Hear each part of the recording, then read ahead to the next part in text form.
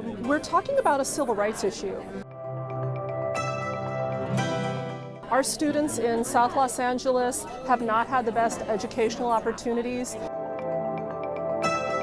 I'm hoping to learn about how education is really affected by the courtroom. Policymakers are thinking about our students and our kids.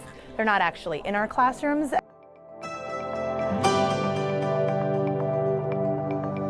Courts have become more likely to embrace incremental changes as opposed to broad, sweeping, transformational changes. I'm really looking at the Reed decision a lot because I know we were on the Reed list last year. We hired the best staff we could, not looking at seniority, not looking at how long someone was in, but looking at how willing you to be here. I thought this year, these kids at these schools need teachers who will teach them and who will be there for them. We have a very young, very hungry, very excited teacher corps at our school, and they need the protection and the support of the Reed decision. You can't have your guaranteed right to a basic education if you don't have effective instruction in front of you.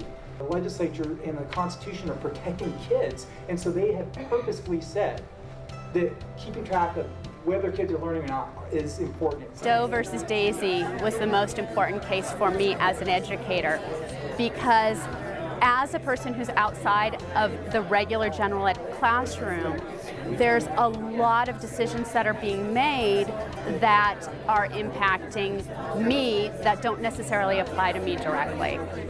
We're simply saying throw out the laws that currently dictate this system, because the only people they protect are the poorest performers. And then allow the districts, through collective bargaining, to implement better rules. Shouldn't there be more frequent evaluation or evaluation of some type?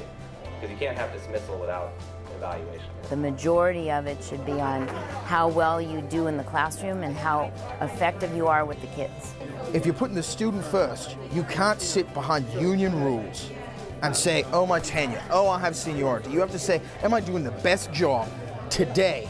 The most compelling reason to create a multi-measure evaluation for teachers and principals is if you focus on the students, the other things will come. If we're just pouring money into a system that's broken, then we're not fixing the underlying problems. Our kids who are severely underserved and underperforming just aren't getting by on incremental changes.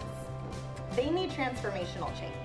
I want this to happen, and yet my union is articulating something different. It's teachers that need to come together to come up with what these solutions should look like. Trying to figure out what the better system is, that's what I struggle with. And I think that's why Education for Excellence and all these thousands of people in the nation are working on education. The amicus briefs that are in case, we need to sign them. E-Free is a really great place for teachers to talk to policymakers and decision makers. It's an opportunity for me as a Los Angeles teacher to speak out. And also into the leadership roles of making these important decisions that are going to affect the kids. You should get involved so that you can make that difference for your students. To elevate your voice, visit educatorsforexcellence.org.